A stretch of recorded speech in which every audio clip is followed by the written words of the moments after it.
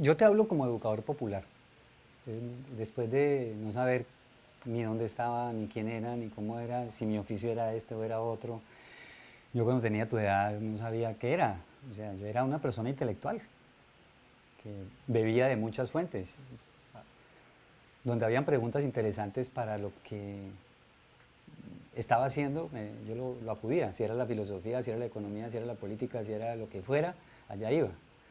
Y a nosotros nos llega el tema de la memoria a través del tema político, porque había un país en guerra, porque había un país que había comillas que liberar, porque había un nuevo Estado que había que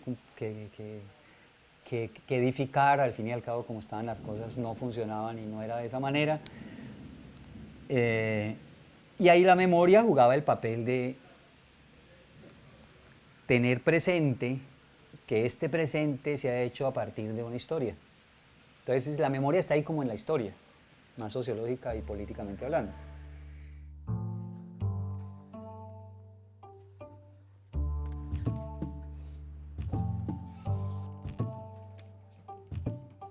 Realmente estaba en todas las colecciones, casi todas las colecciones de la biblioteca.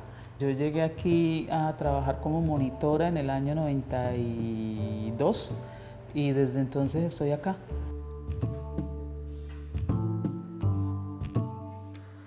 Entonces he estado en colección general, he estado en la mapoteca, estoy ahora en la mediateca, he estado en servicios especiales.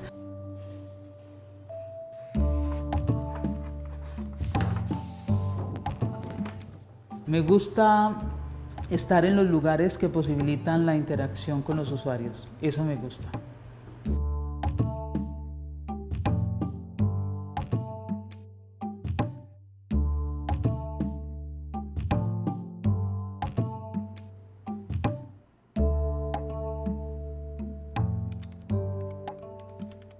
Definitivamente la biblioteca, por todo el material el acervo bibliográfico que tiene, creo que necesariamente debe establecer relaciones entre lo que es la memoria y el olvido.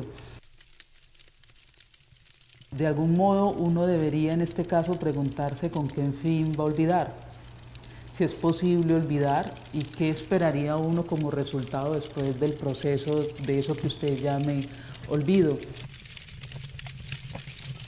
Yo personalmente no creo que exista tal cosa, que sea un privilegio que se nos ofrezca decir que yo tuve una situación difícil, simplemente le doy la espalda y la situación desaparece. Creo que el hecho de rememorar esas cosas, de que sigan siendo parte importante de la vida de uno, le permite al ser humano reorganizar el presente. Entonces, para mí el olvido básicamente consiste en organizar los recuerdos, en darles un valor distinto a lo que, según la persona que es uno cada día.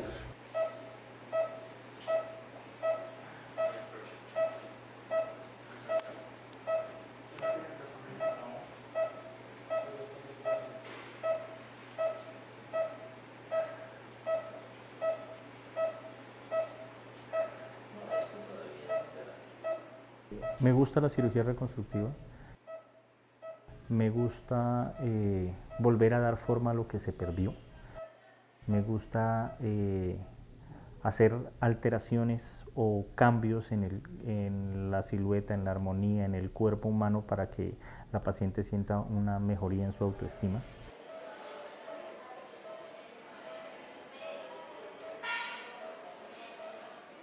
Me gusta que los cambios se vean, aparte que se sienten, se vean.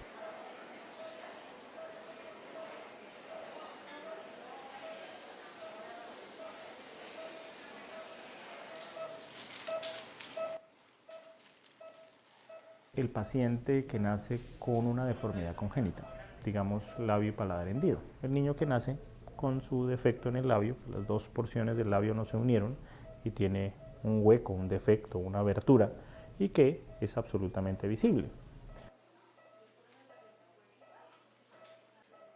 Y la cirugía reconstructiva que se hace en eso es la cirugía del labio en la cual se unen las partes y queda una cicatriz.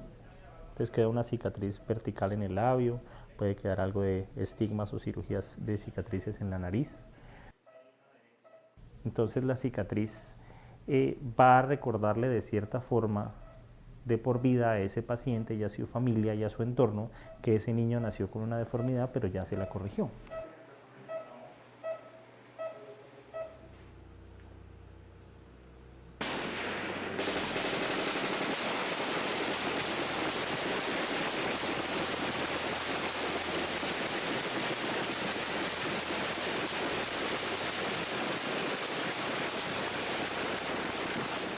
Pero cuando llega el informe del Centro de Memoria Histórica y suelta semejante batallón de información, nos deja ver de conjunto en lo que habíamos estado. Yo había estado ahí, ¿me explico?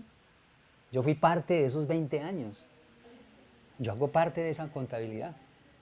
Y en esa contabilidad entonces nos dicen que hay 6 millones, 5 millones y medio de víctimas, que hay 1.500 masacres, no más, 3.000 masacres, 1.500 las hace el paramilitarismo, 1.200 las hace el paramilitarismo, 600 y pico las hace la guerrilla, 400 y pico las hace el gobierno y otras 200 y pico no saben ni quién las hizo. Estamos hablando de masacres colectivas, donde murieron un montón de gente.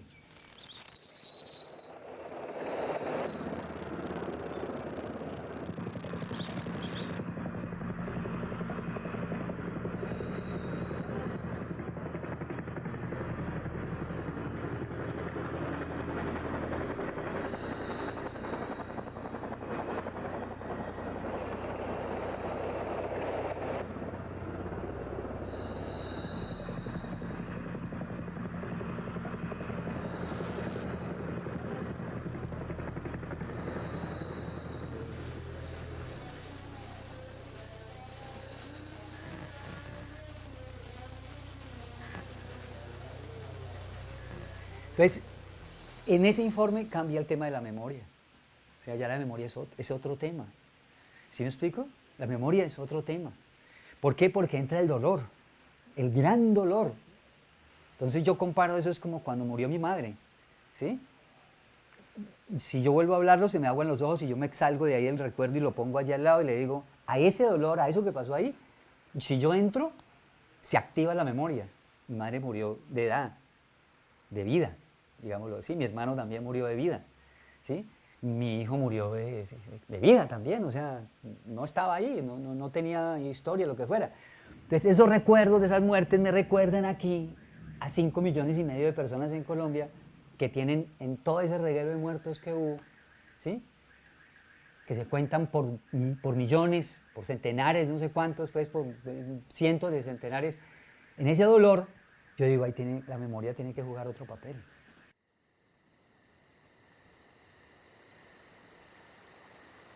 Entonces, cuando nace ese informe, la memoria cambia, hermano.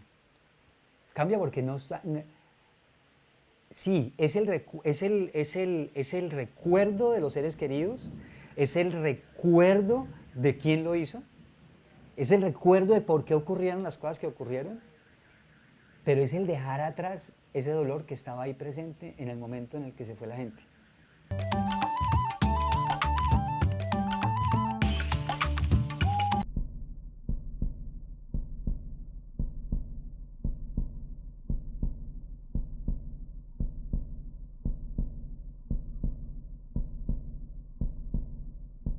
Hablando específicamente de la cicatriz, digamos que los pacientes en el contorno de cirugía reconstructiva la toman completamente diferente a los de cirugía estética. Un ejemplo, la paciente con unas secuelas de cáncer de mama, la paciente tuvo una amputación de su seno, tuvo una resección de su seno porque tuvo un cáncer, tuvo una deformidad en el tórax y la empezamos a reconstruir poco a poco, haciendo que tenga una simetría lo mejor posible con el otro lado.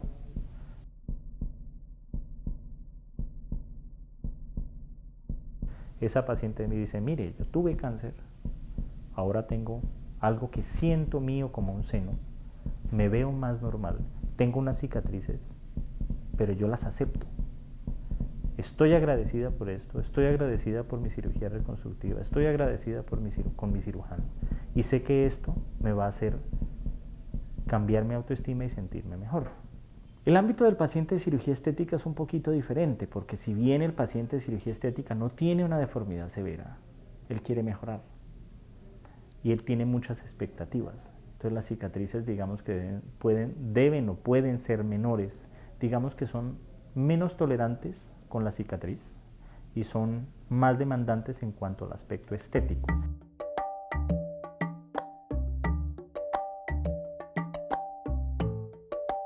Yo no le veo problema que haya muchísima información, que puede ser, digamos, una cuestión que preocupe a muchos.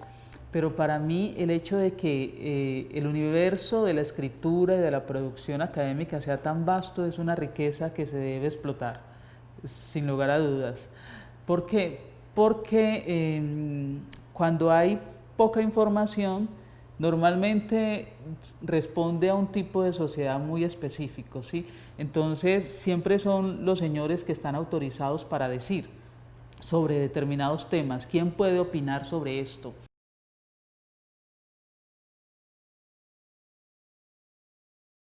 En cambio, sí, muchas más personas escriben, dicen, expresan su propia voz.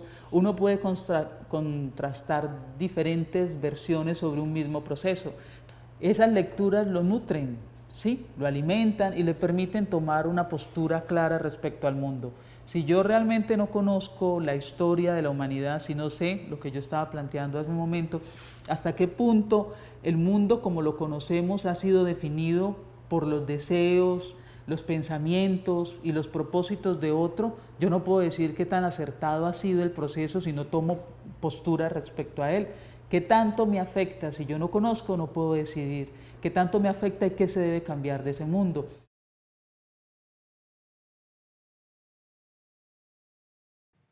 Cuando lo de mi esposo yo sentía una rabia profunda y yo veía a un policía y yo le tiraba piedra y lo insultaba.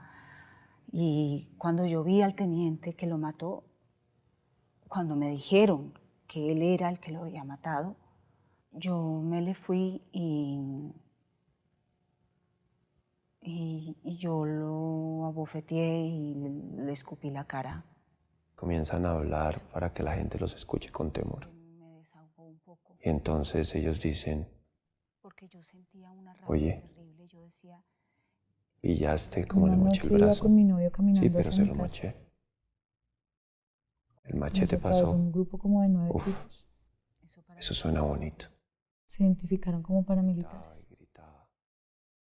Y la cachetada. A él lo amarraron y a mí me dejaron ahí. Empezaron a desnudar a la fuerza, Que no desapareciera. pegarme muy duro, a decirme cosas horribles. Terminamos cortándole los dos brazos. Que yo era una prostituta de la guerrilla. El mismo día, ellos comenzaron a matar. El otro decía que no, Eran como las 12, 11:30 de la mañana. Cuando... se quería morir.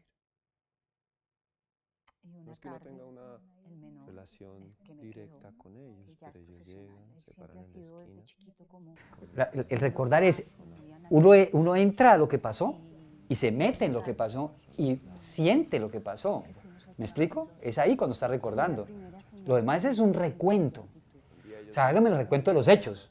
Entonces fueron, vinieron, caminaron, se fueron. Eso es. Pero cuando está el sentimiento, que es que estoy tratando de centrar eso desde allá, desde esa razón que pregunta, desde esa razón que interroga, al sentimiento que vive, que es el que memorializa en últimas, porque uno no memorializa con la razón se utiliza de todo el mundo. Pero en ese sentimiento que está ahí, que te estoy diciendo que uno recuerda, pues uno recuerda pero también olvida. ¿Me explico? Entonces el olvido hace parte de lo que somos, porque si no, ¿cómo sería uno cada vez? Yo 58 recordándome todo lo que me pasó cuando tenía 7, no, pues me volví a agarrar yo con este man el otro día que me robó las bolitas y eso pues mejor dicho no me lo quiero que me vuelva a ocurrir. No, no es posible olvidar, yo no creo. No, no es posible. No es posible, además porque si uno olvida, es como si se va difuminando, volvámonos trascendentales, es como que te vas difuminando de poquito. Porque esos recuerdos y los valores que te traen las experiencias que quieras olvidar, que normalmente son malas experiencias, son los que definen la persona que eres ahora. Entonces, para mí olvidar no tiene sentido, porque es un poco como ir desbaratando el edificio que has construido contigo en el momento. ¿Me hago entender? Es difícil, pero es posible. Es difícil, pero es posible. O tal vez es más que olvidar, cambiar la percepción y cambiar el trauma por algo más llevadero.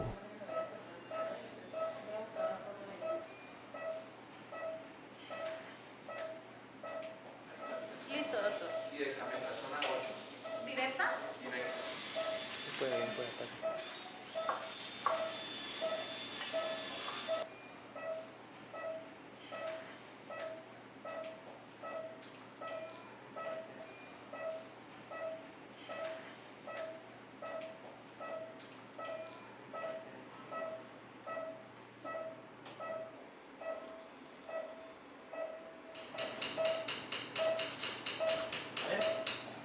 Listo, del otro lado. Igual. Córtelo con bisturí. Sí, en el reborde, en la unión del periósteo. Hablábamos con anterioridad de las secuelas de suicidio, intentos de suicidio en alguna persona que en algún momento tuvo una patología o tuvo una enfermedad o tuvo una condición que le hiciera tomar ese tipo de decisiones, hizo heridas de vacilación que le quedaron en sus antebrazos. Pasó esa época de trauma y ella no quiere seguirse viendo esto, entonces opta por hacerse una cicatriz borrando todas las anteriores y poniendo una cicatriz nueva, o poniéndose un tatuaje encima, o haciendo algo para tratar de no recordar todos los días al verse las heridas ese trauma, sino que tratar de olvidarlo y superarlo.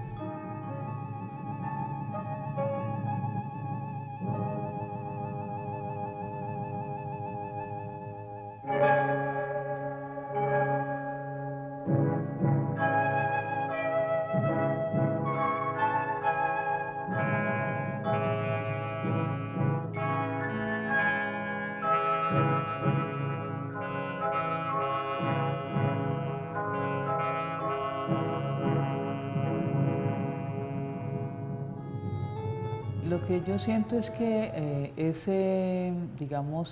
esa sobresaturación de información que hemos dicho que es apabullante, hace que la gente realmente a veces asuma una postura muy cómoda respecto al conocimiento. A veces cuando los usuarios llegan aquí, por ejemplo, con un tema de consulta, es que yo necesito elaborar un ensayo sobre esto, pero se remiten a lo básico. Lo básico es el autor de referencia que le han dado. Entonces se quedan con esa sola visión del autor de referencia.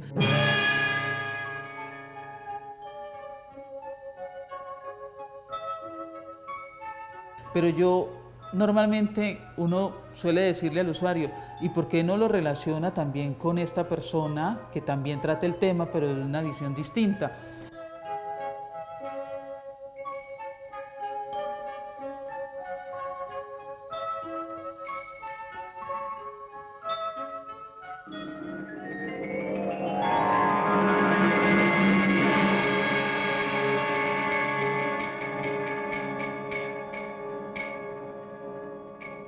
Y no le interesa porque no sé cuál es realmente el problema que hay allí. Tú empiezas a leerle a un joven una novela, puede ser un cuento o una novela, digamos una novela corta, y necesariamente se va a lo concreto. ¿Cómo termina la historia? ¿Hay que hacer todo este camino para llegar a esa conclusión? ¿Por qué hay que recorrer todo esto para llegar acá? Es lo inmediato, lo definitivo, las conclusiones, lo básico.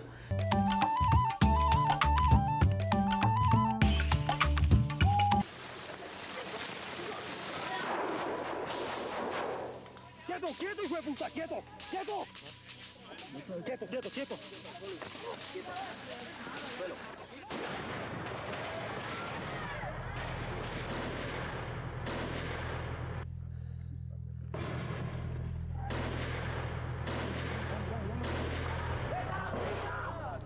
Las personas que sufrieron necesitan tener una distancia con el dolor que allí se produjo.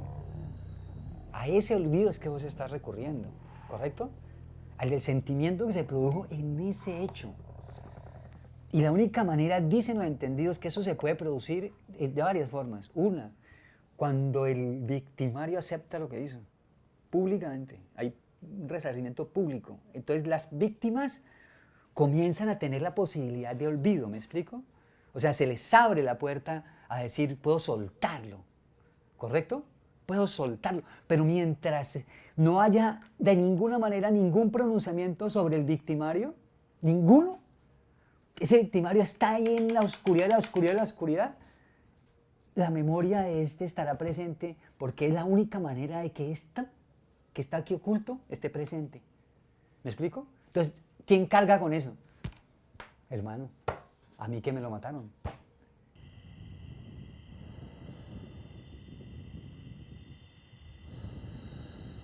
Hay gente que ha explotado el tema de que esta gente causó un dolor. Entonces viene el campeonato y dice, sí, pero es que mira allá, entonces acá también, entonces bueno, entonces acá también, y por acá también, entonces por acá también, entonces los paramilitares, el gobierno, la guerrilla, todo el mundo causó masacre, muerte y de todo. Entonces ahora el debate en este momento es que usted causó más que yo causé más que ustedes, que no sé qué, que no sé qué, todos causaron, pero nadie quiere centrarse en el punto de que todos lo causaron. Punto. Ya, sentémonos todos con que todos participamos de eso, de una u otra manera. Sin disparar, disparando, callando, lo que sea, estábamos presentes, vivimos eso todos, todo esto lo vivimos todos. Entonces la memoria, ¿qué papel va a jugar ahí? La memoria, un papel tiene que jugar es que esta línea sea responsable, o sea, que toda la gente que está aquí en la línea asuma la responsabilidad.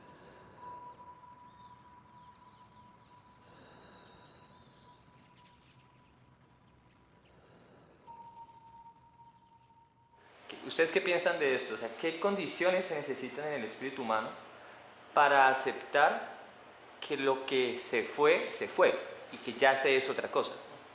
Para mí definitivamente lo que ha generado, digamos, lo que ha marcado más mi experiencia de vida es la maternidad. Creo que eso de alguna manera genera conflictos a nivel físico y genera conflictos a nivel emocional, porque pasar de ser... De visualizarte de una forma determinada y con unas expectativas de vida muy ligadas quizás a tu cuerpo y a lo que él puede proporcionar, y luego te encuentras de un momento a otro, tras 9 meses que también son difíciles, asumiendo una experiencia que es definitivamente